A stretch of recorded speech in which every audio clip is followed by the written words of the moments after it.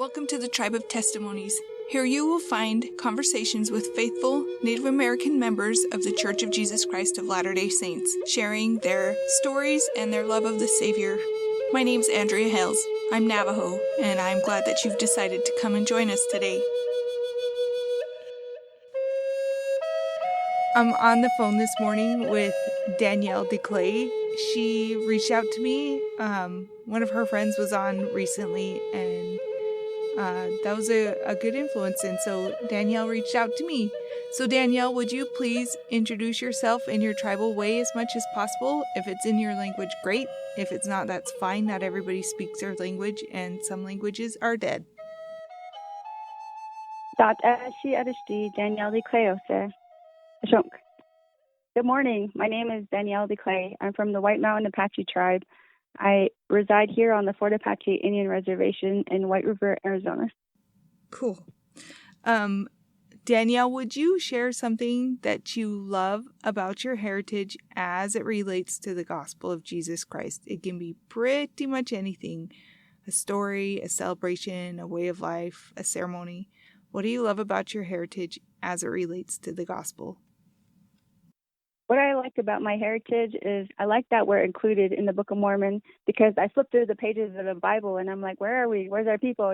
But I love how the Book of Mormon identifies us as Lamanites and how we're written about and we're prophesied about, and how in the last days that the Lamanites are going to blossom like a rose, because I feel like I see a lot of that going on with our people.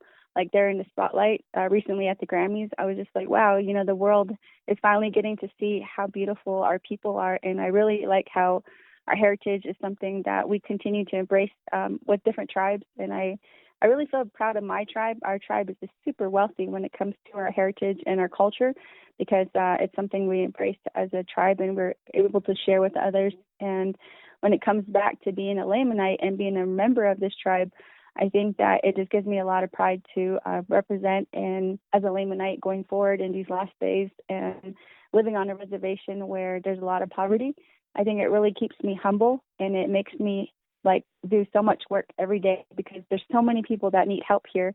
I feel like I'm a spiritual first responder here on this reservation, and it gives me a calling, because without all these friends that need me, I don't think I would know my purpose here. But with all these friends that are going through these crises, emergencies, and just feel like I'm a mentor for them, and I'm trying to help direct and guide them. And I really know I have a purpose. And I feel like every time I go to church, I am on low fuel. But when I go to church, I go back and I feel like I'm restored. I feel back on the tank, and I go back out here on the reservation, and I continue to try to help as many of my friends as I can, because a lot of them are going through a lot of bad things. And recently in church, I bore my testimony about an experience one of them went through recently with meth, and how she was addicted to meth and how she was trying to get off of it. And that's something that we're dealing with here on the reservation, is methamphetamine and also other drugs.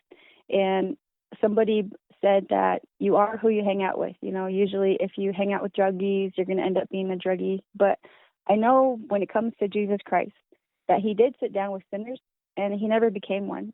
So I think I'm something that is similar. I've been growing up around all these drug users and alcohol users my whole entire life, and I've never, ever, ever once yielded to the temptation to do drugs or alcohol. So I'm 100% alcohol-free, 100% drug-free.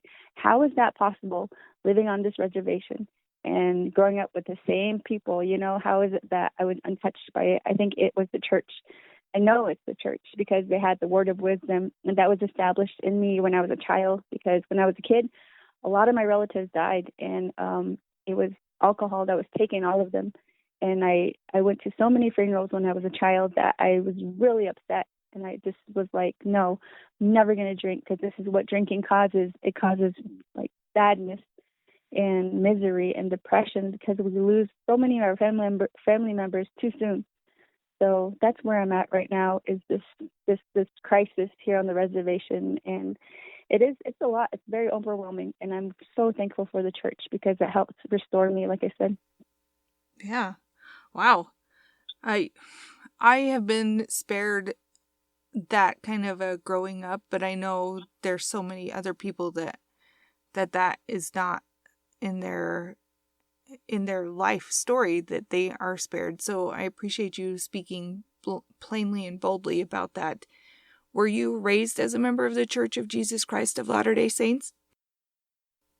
Yes, my mom took me. I was only like a week old, and she took me to Salt Lake Visiting Center in the temple in Salt Lake City. So I went to the visiting center, and I was already standing next to a statue and inside of a baby cradle board.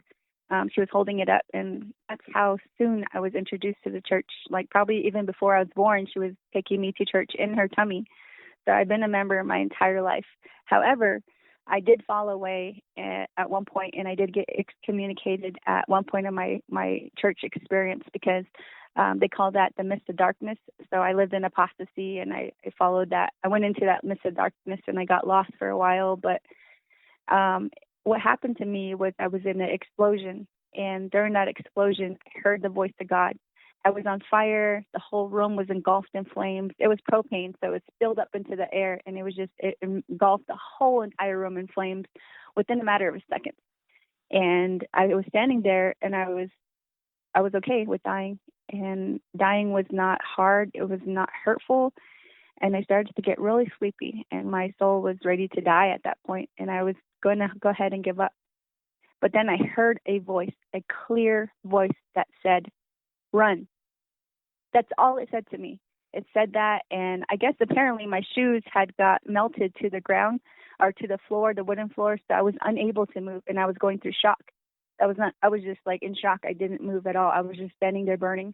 But once I heard that voice, I listened to it, and I started to run. So I ran out of the fire with no shoes, and I got out of this trailer that was burning, and I ended up recovering, and it costed over close to $1 million for me to be here with you right now. $1 million in medical bills.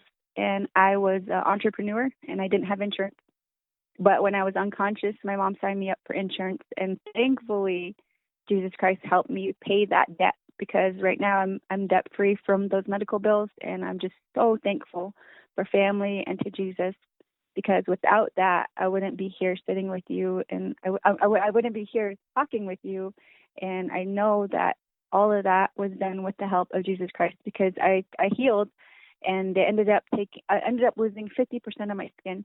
So they harvested skin from my thighs, and then they stretched it out like dough, and they put it over my flesh on my arms and my legs and my back and my face. So all of these areas were restored.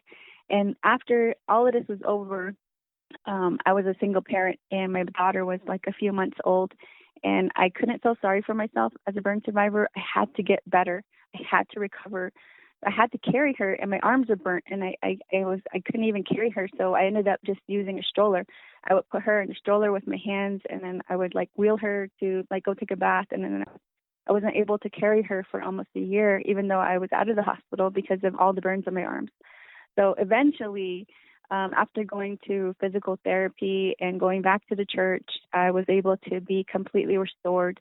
God has a way of finding his lost sheep, and I had been lost. I was excommunicated. I was doing my own thing. I was following my will, not his will, my will. And he brought me back to my knees and made me like basically ask for forgiveness, because I needed him in order to heal. So I remember clearly I was at the Phoenix Burn Center downtown, or somewhere in that area, and I remember I went to a garden that they have downstairs for burn survivors, and I remember just crying because it was so painful, because they had to come and scrub my burns every single day, and it was so painful just to keep them clean, because if I got an infection, my arm or my leg would be amputated. So they had to continually clean it every single day, and that cleaning process was just awful. I would just scream out, just scream bloody murder, because it would hurt so bad just to be clean every day. But I was so angry because I went through the police academy, I went through the Army's basic training, and I know what my body was capable of doing. And I was so upset with my body. I was like, I know what you can do, get better. And I was sitting in a wheelchair when I was praying to Jesus Christ to help heal me. And I remember just crying and just saying, God, this is too much. This is too much. Go ahead and take me, because this is too much pain. And that was where I had come. That was the point I had come to. The point where it was just too much pain, and I was ready to die. But God has His will. He sees our future. He sees how we're gonna become, what we're gonna become. So He healed me 100%. And I'm talking about maybe 4 to 5 years later, down the road from that burn explosion and that burn situation. Now I'm a burn survivor, and I'm like 100% healed. If you see me today, you wouldn't even know I'm burnt, because as long as I wear long sleeves and long pants, you can't even tell I'm burnt. I'm burnt on my face, but and my nose kind of burnt off too. But you can't. A lot of people say they don't really notice it, so it's not too noticeable. But luckily, certain parts of my body got severe burns, and some of them got minor burns. I was trying to turn the propane tank off, and so my arm got really burnt from trying to do that, because it was spilling out, and I could just hear that hiss. And I was trying to turn it as fast as I could, and then it just went, and then it was just like quiet, and it was just fire. And I had a fire extinguisher in my left hand, so I could have extinguished the fire, but I was in shock. I was in shock, and I couldn't even do that. So I don't know. It was just an awful experience that I went through, that I endured. I call it a miracle, because I was restored. I was restored to 100%. After that situation, I didn't know what to do. I had been a police officer for 10 years, and my body couldn't do that job anymore. I am currently a certified EMT. I'm certified to be an EMT, so I can be a first responder and work on an ambulance, but I have lung damage from the fire, so I don't want to get exposed to COVID, because I've never had COVID. So I can't really do that job. Even though I'm EMT certified, I haven't done that job. So I was trying to figure out, what am I going to do? So I started to go to school. I went to San Carlos Community College, and I graduated approximately a year and a half ago from San Carlos Community College. And then I went back to church, and I was telling the bishop, I met with him, and I was telling him how I didn't know what to do. Like, after my education, what am I going to do? I said, I want to keep going, but I said, it's expensive. So then he said, why don't you try going to BYU Pathways? I was like, BYU Pathways? What's BYU Pathways?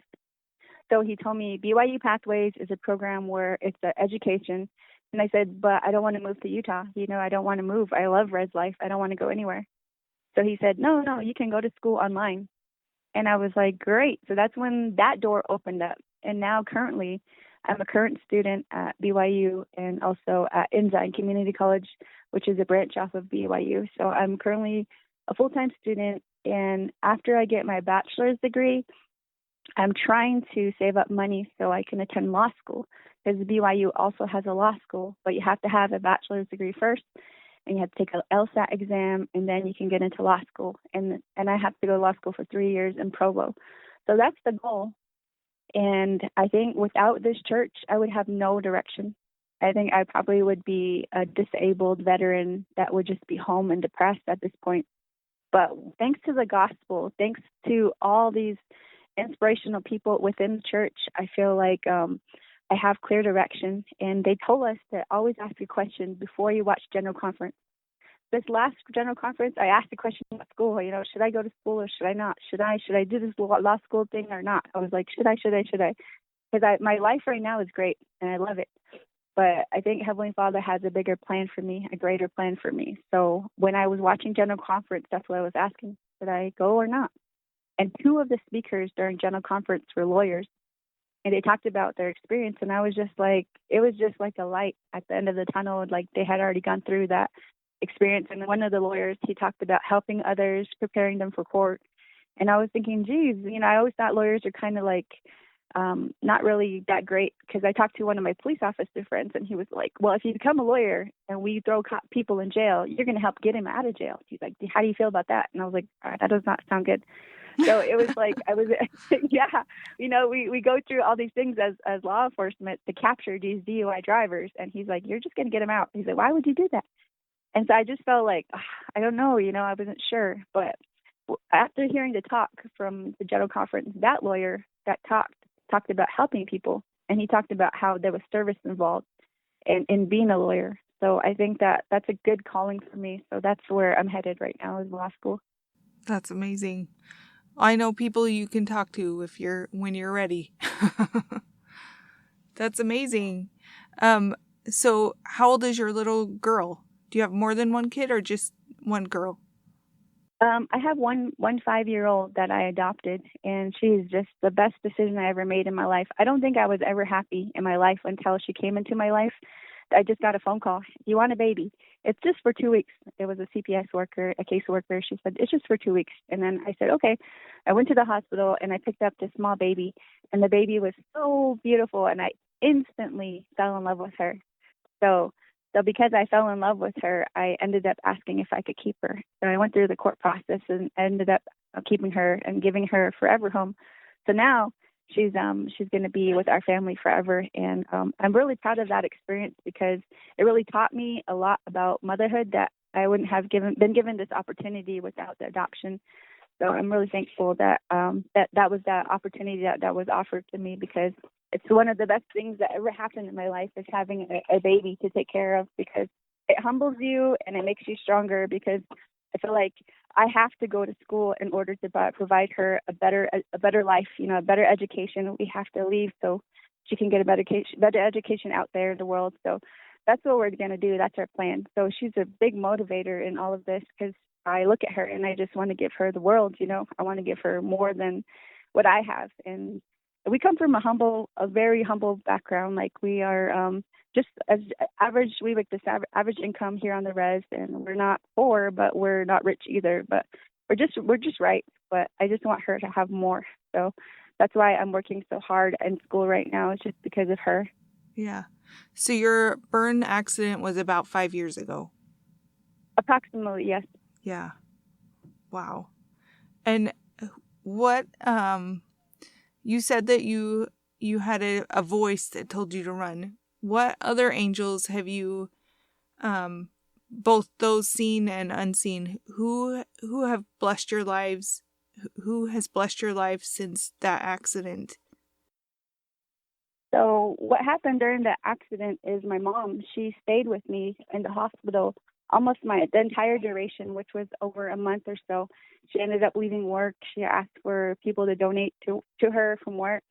And I think that after a while, I even got to memorize her footsteps. Like I couldn't even put on my glasses because both my arms were casted and I couldn't move. So they would serve me breakfast in the morning at the hospital and I couldn't eat it until she came.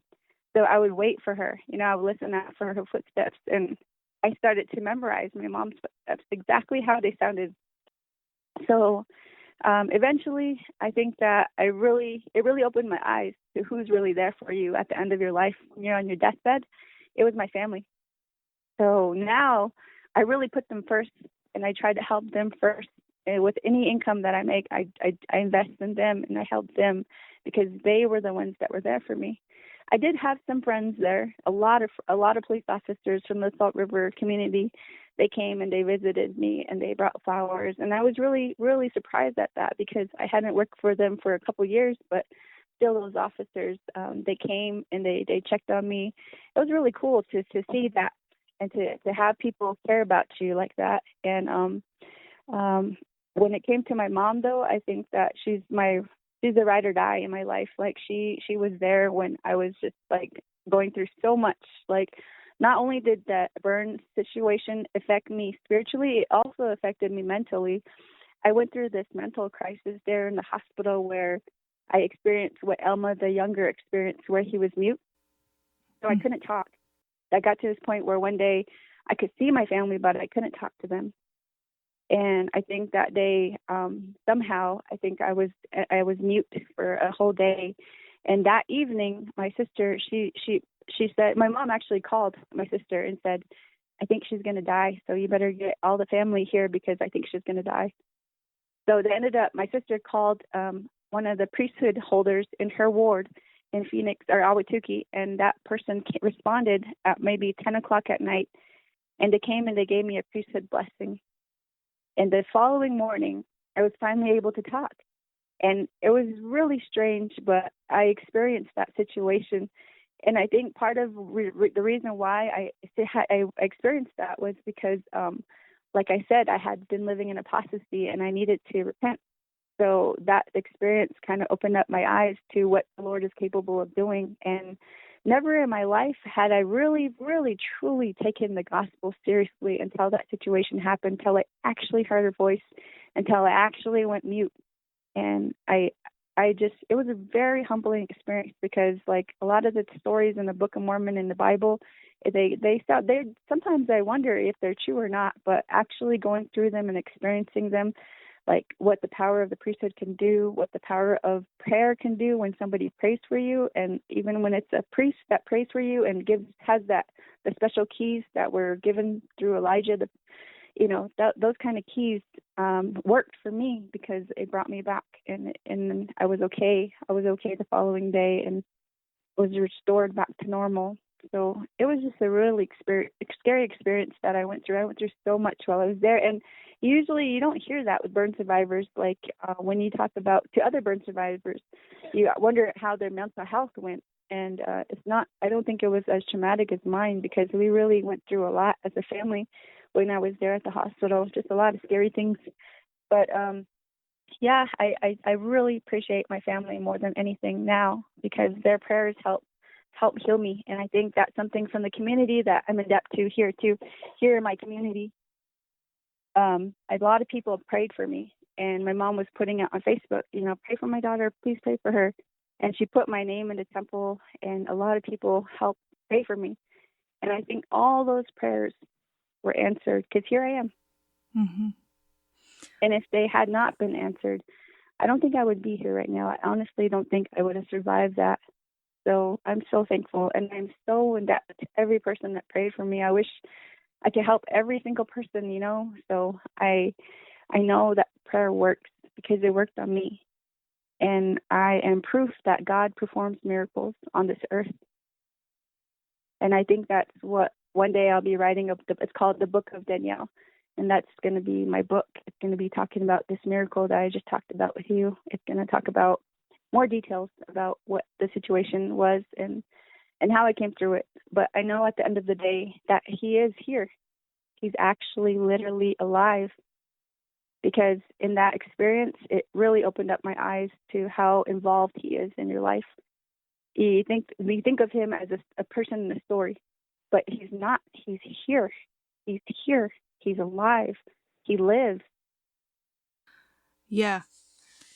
You were talking about all the people that were praying for you. I've recently been talking to people, and I've read a couple things about how prayer has blessed people. Or yesterday I was talking to some Anishinaabe people, and they were like, "I can see your light," and I think prayer is sending that light and sending that energy and asking Heavenly Father to send angels too. So I'm sure you had angels, not just the ones that you could see, but angels that you couldn't see that were being sent to you just by those prayers. Yes, I believe that. Absolutely. Yeah. You said that you were an entrepreneur before this happened. Do you do anything with that anymore, or is that in the past? It's something that is actively going on right now. Right now, I'm kind of like the jack of all trades in my town. I do emergency roadside assistance. I do towing. I do food sales. I do haircuts for men and women. I do free haircuts for cancer patients. And then I do table and chair rentals for birthday parties. I also have a pony that I take to birthday parties for children in the community at a low rate, and I also remove junk from from junk removal for the tribe. So I have a huge trailer, and next week's Earth Week, so I'm extremely busy. My phone is just constantly ringing of all these yards in the res. I feel like I get to clean them up 1 yard at a time. Uh-huh. So I'm really excited about that because it's something that I love, that connection with the earth. I like to keep it clean, and I like to do my part to help others. So I think that's a service that is affordable for them, so they could get their life restored and they can live in order. So I like providing that service because it helps clean up the res. And once in a while, I'll find some cool stuff in the trash too. Like last time I did it, I found a bathtub. So now my horse has a new place to eat because he was eating the dirt, and that was affecting his whole stomach system. So they didn't want me feeding him on the dirt, but I was trying to give him all these feeders, these plastic feeders, and he was just breaking them. So now he has a bathtub, which is pretty solid, and he can't really move it. So I'm just thankful for small stuff like that, because even though it's like the dump yard, you would think of it as some place like just a dump, where you take trash, but it's actually pretty cool because you can recycle a lot of things. And I'm really somebody who recycles and likes to restore things and fix things. With the, not only do I do this with the bathtubs, I also have like raised garden beds, because I tried lumber, and lumber starts to go apart after a couple of years. So I noticed with bathtubs, they are pretty good at retaining wet soil, because soil can become very heavy and it can expand too with water. So the bathtub can handle that. So I really liked how they are as raised garden beds as well. That's so great. When we were kids, we found some of our best treasures when we'd go to the dump. we found a wheelchair one year, and we wore that thing out. It was the best toy, the wheelchair. So Yeah, I actually found a really brand new one there recently, and I used it to carry my potatoes, because I have really heavy bags of potatoes for the curly fry cutter, and I put the potatoes on a wheelchair, and it really is easy to transport, it a lot easier than a wheelbarrow. So I was really surprised, because it was designed for a big person, so the wheels are huge. And so compared to a wheelbarrow, the wheels are a little bit smaller, so you have to push a little bit more. It gets stuck on rocks, but with the wheelchair, it goes right over the rocks. oh my Yeah, gosh. I know. That's so great. That's so great. So what are you studying through BYU Pathways? Right now, I'm studying business, so it's like a lot of entrepreneur classes too.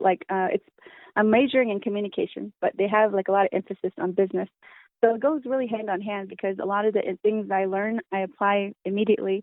Like when it comes to like sales for food, like I'll know, I can put that information, like if somebody orders 3 pizzas, somebody else orders like 6 curly fries, somebody else orders fries, somebody else orders like 17 snow cones. I put it like in a computer, and you can put those numbers, and then you can create a chart, so you can see on what dates those numbers are highest, and so what days are good for sales. Like here, Fridays dominate. That's a really good sale day, but other days not so much. And so I think that's one of the best sale days, but based on the buying history. So I think that's something I use right away at schooling, and also communication. I learned how to communicate, and when I learned that, I learned about how to communicate with somebody you don't agree with, and how you're required to listen to them until the end, until they're done, and not to interrupt them, and not to already start putting your thoughts out there by speaking them, but just to listen so you can actually understand them.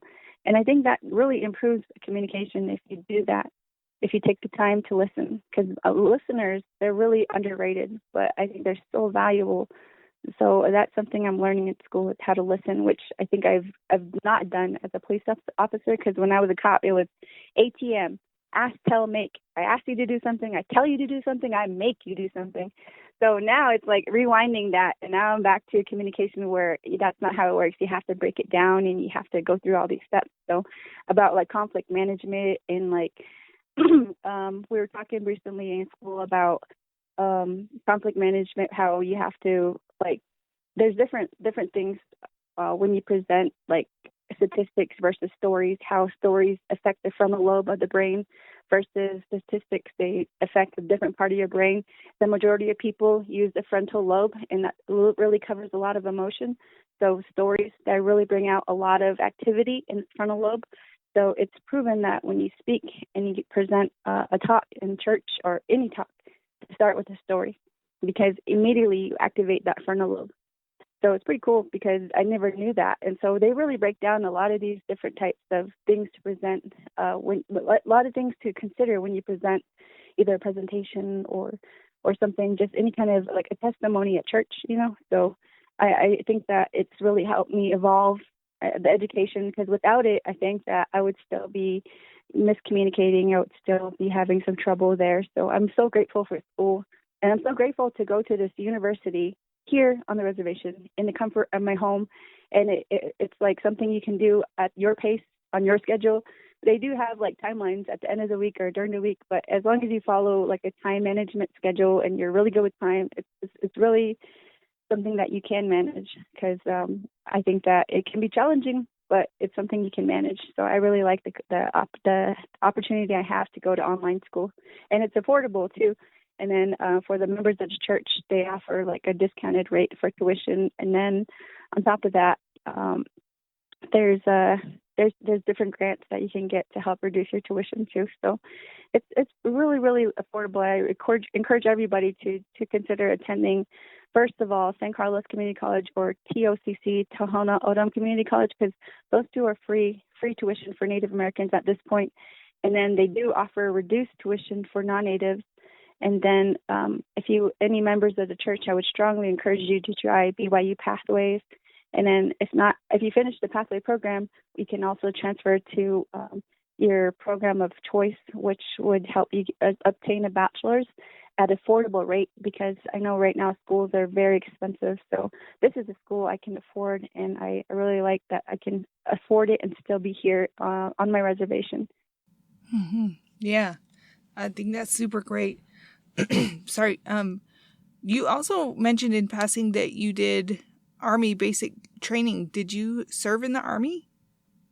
Yes, I served for 5.5 years. When I first left the reservation, I was like, I'm leaving the res. I'm graduating early. I graduated early. I left the res, and I didn't know where to go, so I moved in with my friend. She let me stay at her apartment for a little bit. The rent in Phoenix was kind of high at that time. And then I ended up going to Phoenix Community College, and I was in college and I was really poor. And I was like, geez, how am I going to make it? I was starting to work at K Momo's. There was like a retail store, and it was like really low pay. And I was like, what am I going to do for money? I need to afford to get out of my friend's place and get my own place. And there was so many expenses that really came to light, and I didn't know what to do. So I decided to join the military. And I did apply to be a police officer, but I didn't have any experience, so they didn't accept me. But after I joined the military, and then I went back and I applied as a police officer, and then I got in the second time. And so I finally became a police officer after the military. But yeah, I did that for about 5.5 years, and I served Operation Iraqi Freedom. So that's something I'm a veteran of, is that war. And we basically, my job was 92 Alpha, which is logistics, which is basically supply. So my job was just to get things ordered. So that's what I did. And then when I went through the basic training, I went through that Fort Leonard Wood, and then I served at Fort Bliss, Texas later, and I also served at Fort La Cachuca or something like that in California, and then Fort Lee, Virginia on the East Coast, and I got to go to Virginia Beach. So it was really cool because I got to travel a lot in the military. Mm-hmm. Does the Army offer you any support for education as well? They did initially, but I exhausted that fund. But they did help pay for my school. So the first part of my school, when I was first starting off, they did pay for a lot of those credits. So it was really cool because otherwise I don't think I would be able to afford it, because I exhausted the tribal scholarships here on the res, and then after that I tried the Army's, and then the Army helped pay up to a certain extent. They'll help you, and then now I'm kind of like on my own, so that's why I'm trying to raise as much money as I can, cooking and stuff like that, because it pays for my tuition. So recently we had a carnival in town, and that event helped pay for my college. So that was really cool because, as long as you work hard, even though it's just fries that I'm selling, those fries help get me to school. And so luckily I am now ready to start my semester on Monday. That's awesome. I think that's so great. I'm so proud of you. Thank you. Yeah. So since you had these come to Jesus moments through your experiences, how does your church life look right now? Like, do you have a calling? Do you go to the temple often? How has any of that changed or just been better? Well, because I was excommunicated, the reason why I was excommunicated is because what is that called? I was gay. And so they excommunicated me for that. But the church changed their policies where you can go back in you can still be gay, but you can't act on it. So at this point, I still have those feelings in my heart, in my mind, but as long as I don't act on them, then I'm fine. So I was like, I went to church and I went through the whole process to go to the temple. So I did take temple classes, the temple prep classes. So after I got rebaptized, they told me that you had to wait a year. So I've been waiting like a year now to go back to the temple. And recently, just last week, the church president sat down with me, our bishop, and he said, I want to sit down and talk with you. And I've been thinking about this for a while. I'm going to go ahead and extend to you the position of Young Women's President. And he said that, I don't know, he said, I've been thinking about it for months now, and your name keeps coming up. So he said, would you like that position? So I said, sure. So that position is something that I will start doing. Last night I went to a meeting for Young Women's Camp. So we're going to have camp soon. And it's really cool because I got to meet a lot of cool people. They were just like so bright, you know, there was all these bright stars in the room. And here on the res, it kind of gets a little dim. You know, people get a little exhausted from some of the things that we go through here on the res. But going to the Lakeside Stake Ward and seeing all of these stake members that were there, and they were just really cool. And I just can't wait to go to Girls Camp this coming season because I get to meet more people and hear more testimonies. Last night they sang a song called I Will. Such a beautiful song. It was so good. And it talks about how you will remember your duties here on earth and how you represent Christ. And it was really cool. Just the lyrics is something you should look up. It's in the Gospel Library app.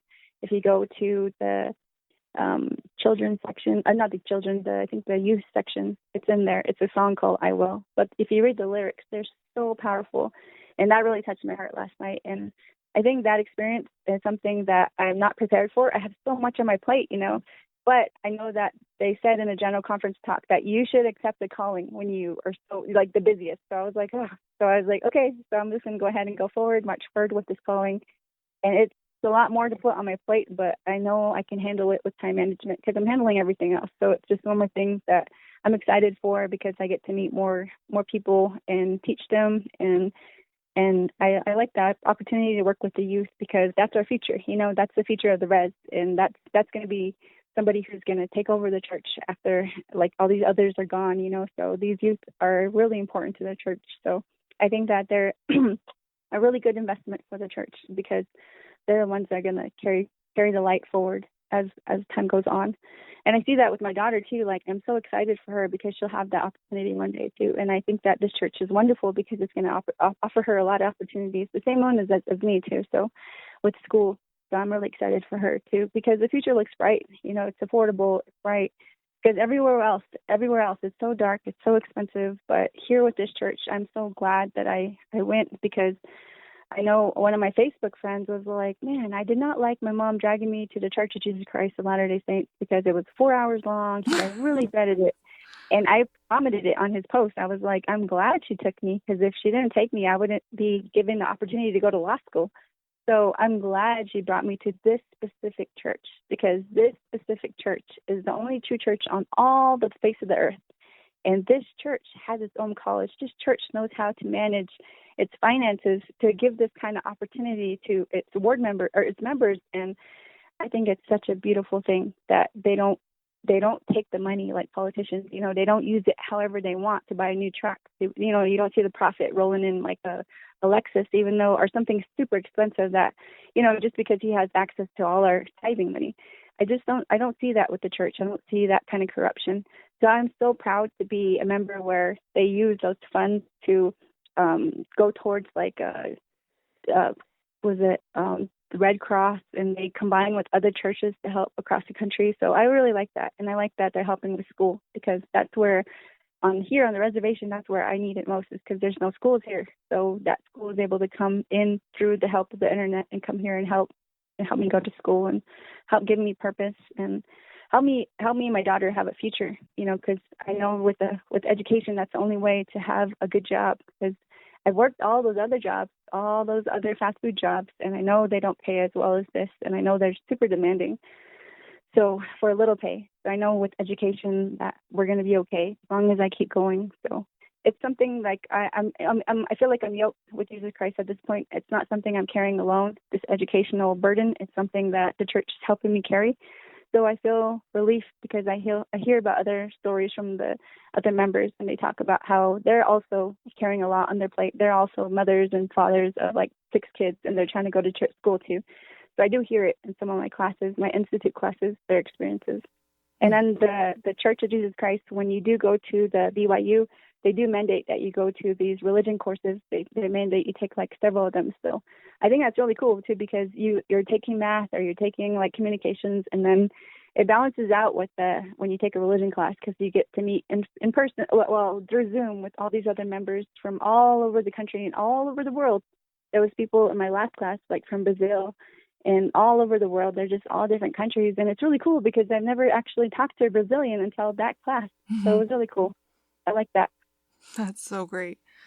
As you have been talking, it feels like, I think it was 2 years ago now, when President Nelson gave a talk and talked about our identities as first as a child of God, second as a child of the covenant, and third as a disciple of Christ. It sounds to me like you have found those things through your experiences, and you now have a closer relationship with our Father in heaven and our Savior Jesus Christ.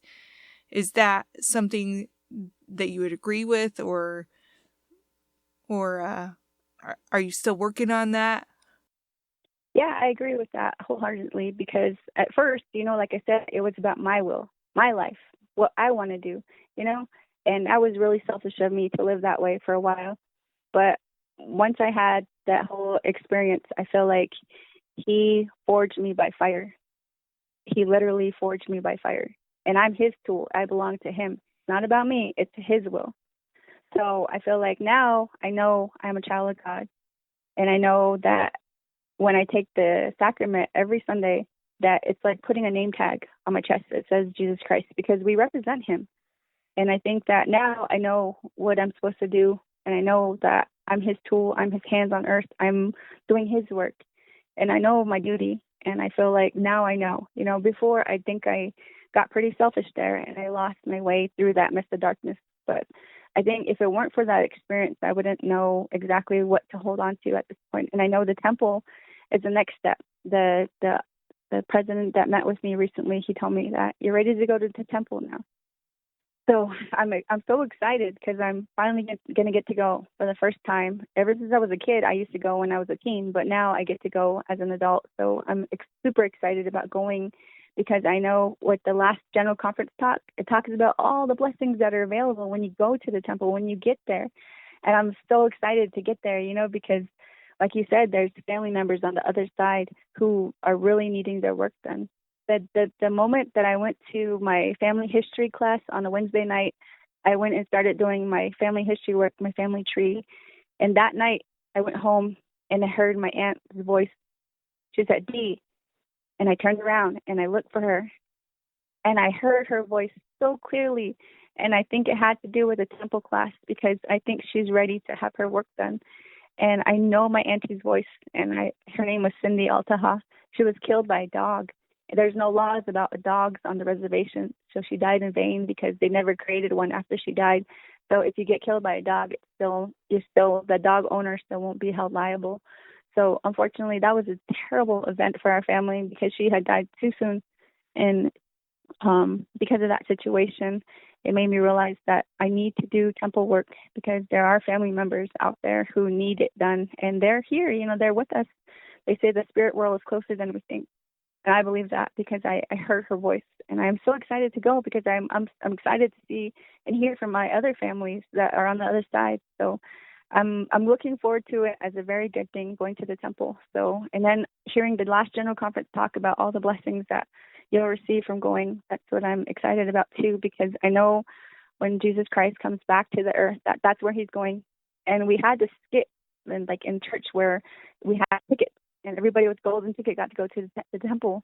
And now I feel like I've been given a ticket and I can go. So I'm so excited. But at the same time, it's been taking so long, so many classes and so much repentance just to get this ticket. So now I'm happy that I get to start to use it, and now after I use it, I'm excited about what I'm going to testify about, what my experiences are going to be there, because I know that a lot of people have experiences there. Amazing. Danielle, you are a fireball in such a good way. I am so grateful that you reached out to me. Thank you for reaching out to me, and thank you for sharing your journey with us. I really appreciate it. I have one final question for you. What does it mean to you to know that you belong to the tribe of Israel? What it means to me to belong to that tribe, it's the tribe that will be saved at the last day. So it's like I feel like I'm in that group, that's going to be saved, because I know two will be walking in the field, one will be left and one will be taken. And I know the tribe of Israel, I know they're going to stay. So to say that I belong with them and I'm part of them, I'm so thankful, because I know that these are the last days, and I know that He will come sooner than a lot of people think. And I know it's just a matter of time before people start waking up and they start seeing who they really are, and they'll remember who they are. They'll remember who exactly they are once they start seeing what's written in the Revelations. Those people will start opening their eyes. Because right now, Satan is super popular. He's really popular. And I think that he has his own war, his own army. But I know when I feel like I belong with the church and the house of Israel, I feel like I know exactly what part of the army I'm fighting for. Like, I'm fighting for souls. I'm trying to help these friends of mine. I'm trying to help them. I'm literally trying to pull them out of their depression, pull them away from their mess, pull them away from all this this sex before marriage that they're going through and all the heartache that it brings. Like, I'm trying to help my nieces. They're just lost too. They used to all be members, but now they're inactive, and it just hurts me, because it's like, you guys saw a miracle. You saw a miracle with me, and you're turning away from the church. Like, I don't get that. I really don't get that, and it's so disappointing. But I want them, especially, to remember that who they are. And I think that once you wear that, you put on the armor, and you know exactly who you are. I think that's when you get really strong and you become even stronger, and other people will join you, because they feed on that strength. They know what you represent. And I think when you walk with Christ, He'll give you that power, because I know when you give power to Satan, he takes it from you. But I think when Christ gives you power, that you become even more powerful, and you become so powerful that you help others. And I think it's all about service. And as long as you love to do that, like I love to do that, I think that you know where you're going, and you know exactly what to do with your time that's left, what little time is left. Because it seems like a long time, but it's not. It goes fast. So I know at this point that walking with that tribe, the tribe of Israel, that's who I walk with. And I know, as I am a daughter of Heavenly Father, and I know I'm a child of God. And no matter what anybody says about who I was, that's who I am now. And I know this church and the Church of Jesus Christ of Latter-day Saints, they help me to ask for forgiveness, to be able to say that, to declare that, and to know that with all my heart, know exactly who I am. And I just hope that people like my own family will hear this and remember who they are. Thank you so much, Danielle. You have a powerful testimony. Thank you for sharing it. You're very welcome. Thank you for this opportunity. I really appreciate it.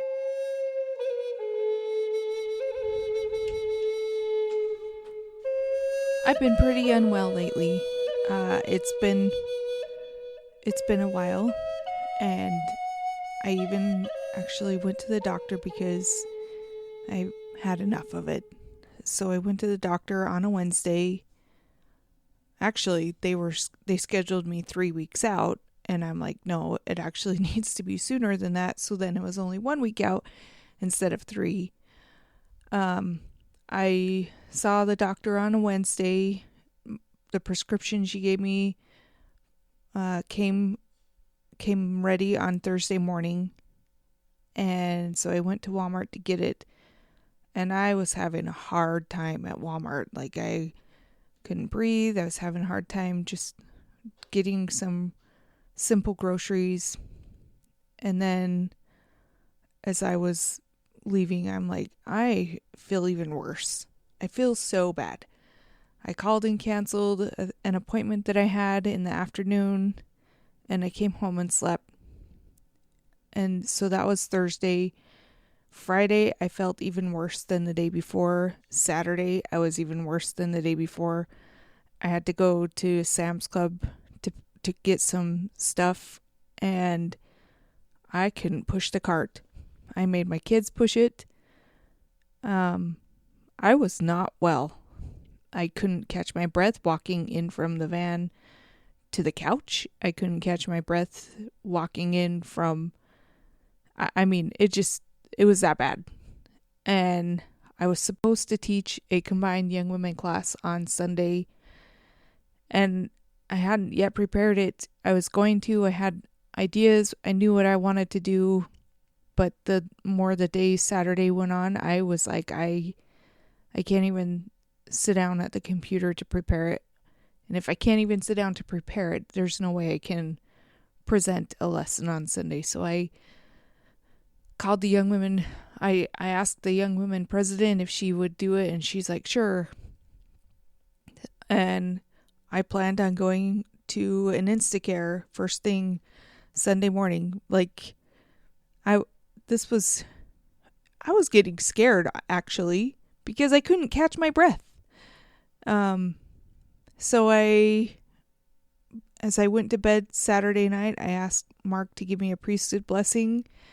I fully was just hoping that the priesthood blessing would say something like, we'll make sure that we bless the doctors tomorrow, that they'll be able to find a way to help you alleviate this illness, this burden that I was carrying. That's all I wanted. I'm like, I don't expect, I know that I could expect immediate healing, but I've never had that experience before, and so I wasn't expecting it. So I went to sleep Saturday night, and Sunday morning I woke up and I was okay. I didn't have a problem catching my breath. I didn't have a problem standing up. I woke up with enough time to prepare a lesson. I told the young women president, I can still do this after all. She's like, great, I hadn't done anything. So I taught my lesson on Sunday, and I know it was that priesthood blessing. Heavenly Father blessed me with more than I even asked for. And I am so grateful for the priesthood, for the priesthood power. I still don't feel awesome, but I haven't had a problem this whole week about catching my breath. I haven't felt the same weakness that I felt. I don't feel awesome, but I don't feel these other things. And I am so grateful for the priesthood power of our Savior Jesus Christ. And I just hope that, I don't know, if somebody out there needed to hear that, I'm so grateful for the priesthood, and I hope you have a super wonderful, awesome day. Tribe of Testimonies is not sponsored by the Church of Jesus Christ of Latter-day Saints. The music is a traditional hymn, Come Thou Fount of Every Blessing, arranged and performed by Kyle Forsyth. I would love to hear from you. I would love to hear how this podcast is affecting you. And I'm always looking for guests. If you or someone you know would be a great guest, you can reach me at tribeoftestimonies@gmail.com.